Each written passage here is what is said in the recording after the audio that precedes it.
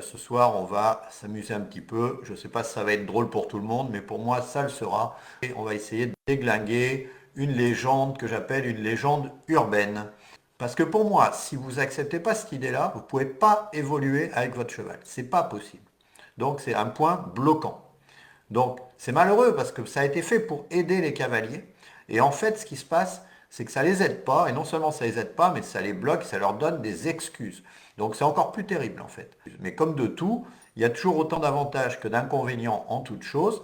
Et donc quelque chose qui a été créé par l'équitation éthologique pour être pédagogique a été détourné comme excuse pour ne pas avoir de résultats et pour expliquer que les chevaux, ça pose des problèmes qu'on ne peut pas résoudre.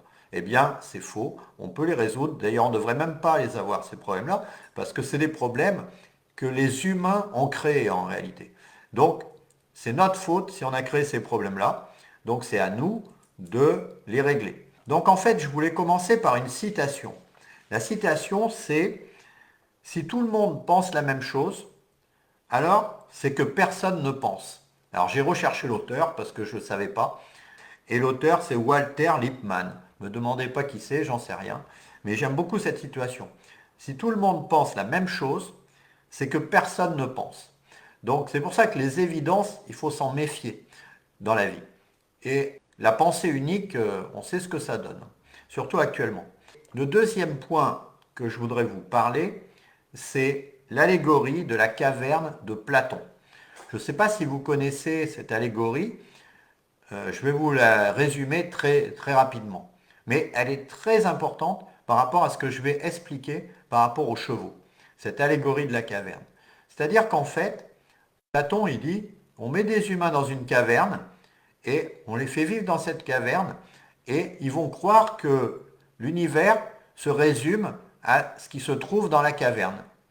Ils n'ont aucune notion de ce qui se passe à l'extérieur. Ils ne le voient pas, donc pour eux, ça n'existe pas. La seule chose qui existe, c'est ce qu'il y a dans la caverne, c'est ce qu'ils voient dans la caverne. Eh bien, avec nos chevaux, c'est exactement ça. C'est-à-dire, qu'est-ce qu'on a sous les yeux? On a sous les yeux des chevaux domestiques. Et des chevaux domestiques éduqués par l'humain. Et donc, on n'a pas des chevaux sauvages.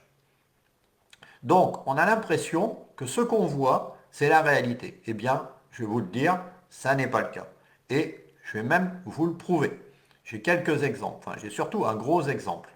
Les chevaux domestiques, ils sont enfermés dans une zone limitée, on va dire, quelle que soit la zone en fait, ils sont toujours enfermés euh, dans une zone clôturée, etc. Donc ils n'ont pas leur liberté.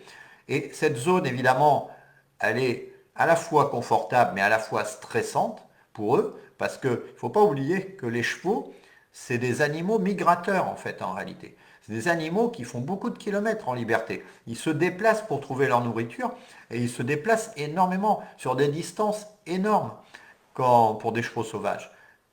Les chevaux domestiques, ils n'ont plus ça, ils ne peuvent plus faire ça. Donc, ils sont transformés, ils sont modifiés. Ils ont l'impossibilité de se libérer de cette contrainte. Et du coup, ça entraîne des peurs et des angoisses, ces chevaux-là. Et du coup, la légende urbaine, c'est de dire que les chevaux sont des animaux de fuite. Eh bien, ça paraît évident pour tout le monde, pour 100% des gens. Eh bien, pour moi, c'est faux. Dans mon esprit à moi, ça n'est pas vrai. Ils ne sont pas des animaux de fuite. Ils sont capables de se défendre et ils ne sont pas peureux. Première chose, dans la savane, par exemple, la savane africaine, dans l'Afrique du Sud, les chevaux, ils vivent en bonne intelligence avec les autres animaux, les prédateurs. Et les prédateurs, en fait, ils ne sont pas fous, ils s'attaquent qu'aux animaux malades, en fait. Ils font un peu du nettoyage, des animaux malades. Et en fait, tout le monde vit en bonne intelligence. Et vous imaginez, si les proies que sont les chevaux vivaient en stress permanent des prédateurs, ça serait invivable. Ce qu'il faut savoir, c'est que les chevaux, ils vivent en état alpha, donc dans un état de détente et de calme, dont seuls les humains ont le secret pour les en faire sortir, en fait. Mais les chevaux, ils vivent tout le temps dans un état zen, de zénitude, à l'état naturel. Ils ne vivent pas dans un état, bon, sauf cas particulier de bagarre, etc. Mais bon, c'est quand même pas fréquent. tout le monde est à sa place et donc tout le monde vit dans un état tranquille. Cet état tranquille que nous, humains, on a perdu d'ailleurs. Enfin bref, et qu'on fait perdre à nos chevaux. Mais ce n'est pas le sujet de ce soir. Alors, pourquoi je suis si sûr de moi quand je dis ça? C'est que j'ai repris dans ma dernière vidéo un extrait d'une vidéo d'un cheval qui attaque un crocodile. Donc, le cheval, est-ce qu'il a peur du crocodile? Non. La réponse est non. Le cheval, il attaque le crocodile. Il lui tourne les fesses, il lui met un grand coup de pied pour lui dire tu dégages mon gros. Et le crocodile ne dégage pas, donc le cheval passe devant lui au galop pour faire avancer le crocodile. Le crocodile essaye de lui attraper un antérieur avec sa mâchoire, mais le cheval est plus rapide, plus agile que le crocodile. Et le cheval repasse ensuite derrière le crocodile et le crocodile s'enfuit alors qu'il était très près du troupeau. Et le cheval qui gardait le troupeau a considéré que le crocodile était une menace pour le troupeau parce qu'il était trop près et il l'a fait partir. Donc est-ce qu'il a eu peur? Non. Est-ce qu'il a fui? Non. Est-ce qu'il s'est battu avec le crocodile? Oui. Donc où est la fuite? Où est l'animal de proie? C'est un animal, un cheval, qui a tout ce qu'il faut pour se défendre. Il a ses quatre pieds, il a ses dents, et ça fait très mal. Il peut tuer un humain en un dixième de seconde. On n'a même pas le temps de comprendre comment il ferait. Si ce n'était pas des animaux un peu gentils, il tuerait des humains à longueur de journée. Donc, qu'on ne me dise pas que ce sont des proies et qui fuient devant le danger.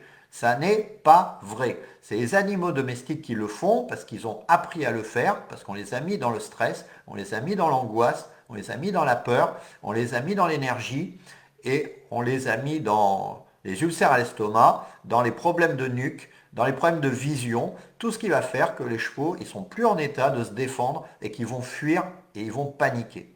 Donc en fait, ce que je veux dire, c'est que l'idée était bonne au départ dans l'équitation éthologique, mais elle a été mal interprétée à mon sens. Donc il y avait une part de vrai, mais ça a été extrêmement exagéré. Et en fait, un cheval qui a peur, je peux vous faire la démonstration, et on le fait dans la méthode SPM, que ça n'existe pas, puisqu'il a peur selon certains paramètres.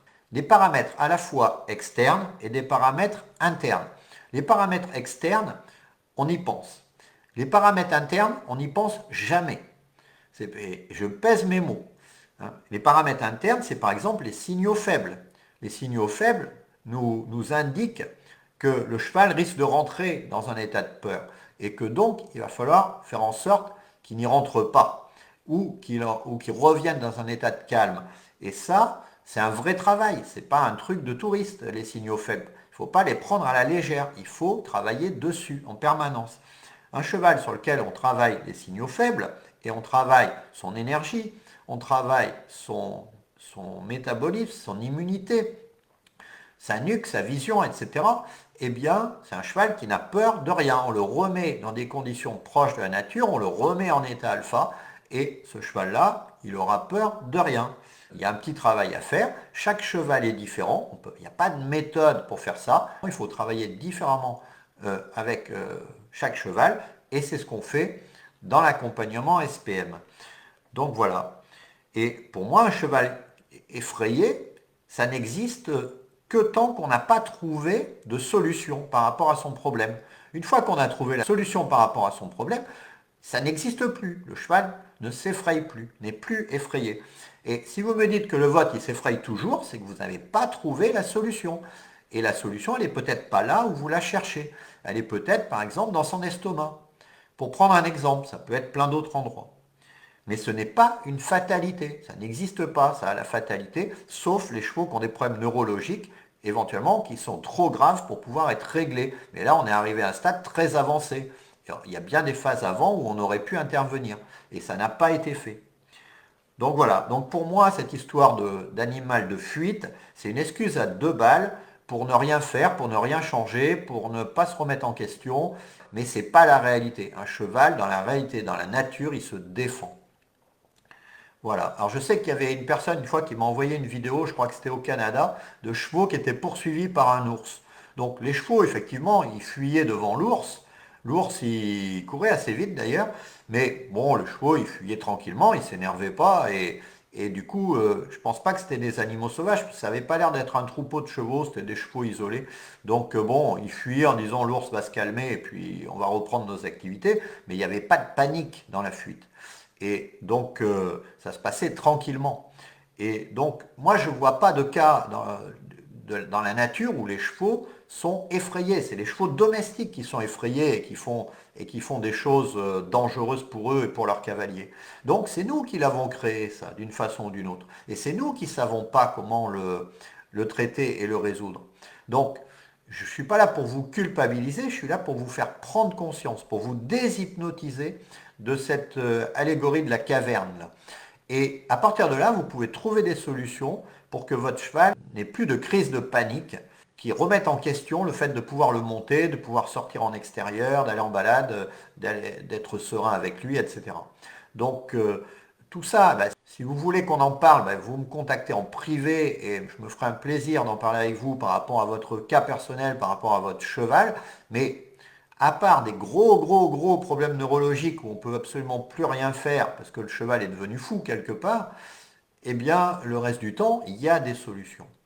C'est ça la note positive sur laquelle je peux rester, c'est qu'il y a des solutions, on peut le faire et on doit le faire. En tant que propriétaire de cheval, on a l'obligation de remettre nos chevaux dans la sérénité. C'est pour ça que dans SPM, le premier pilier, c'est la sérénité. C'est pas pour rien.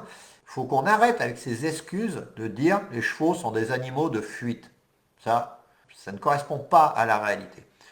Évidemment, les chevaux domestiques, ils le font. Mais c'est tout, quoi. Il n'y a que les chevaux domestiques pour faire ça. Et ils ont leur raison, en fait. Hein. Ne serait-ce que pour brûler leur adrénaline, tout simplement, par exemple, hein, pour prendre des exemples. Cette vidéo est en fait un extrait d'un live que j'ai fait sur le groupe des cavaliers hypnotiques. Donc, si tu regardes cette vidéo, tu n'as pas l'intégralité des informations. L'intégralité des informations, c'est sur le groupe des cavaliers hypnotiques que tu peux rejoindre en cliquant sur le lien qui se trouve dans la description, au-dessus ou au-dessous de cette vidéo. Voilà, je te retrouve tout de suite dans ce groupe et surtout réponds bien aux questions d'entrée parce que sinon je ne validerai pas ton entrée dans le groupe. Voilà, je te retrouve tout de suite dans le groupe des cavaliers hypnotiques. C'est gratuit, profites-en. Moi, mon rêve, c'était de partir en randonnée. D'accord. Mais le problème, c'est que dans mon centre équestre, on n'apprend pas ça, la randonnée. Et donc, D'accord. voilà. Et l'idée de partir seule, ça me terrifiait. Donc, j'étais limitée et frustrée. La première vraie balade, vraiment, ce qui pour moi est une réussite, quoi, vraiment l'objectif atteint, Ouais. c'était voilà, avant Noël. Ouais, donc on était dans les clous au On niveau était dans les timing. clous. On Ouais, avait c'était réussi. voilà, c'était C'est pas parce que je vois pas ton cheval, c'est parce que ouais, je te vois pas monter, c'est pas parce que je suis pas avec toi que c'est pas possible de le faire en fait. ouais, tout Tu à as fait. réussi quand même à le faire toute seule, Mm, comme une grande, sans être mm, accompagnée, juste avec les mm, conseils que je t'ai mm. donnés le mardi soir, plus C'est ça, les vidéos, vidéo. et tu as réussi toute seule à te prendre en main et Oui. à pouvoir être autonome et ne pas Mm, avoir besoin de quelqu'un avec toi. Parce qu'il y a beaucoup de gens qui sont incapables de faire ce que tu fais, qui ne peuvent pas sortir tout seuls mm. et qui peuvent sortir qu'avec quelqu'un en fait.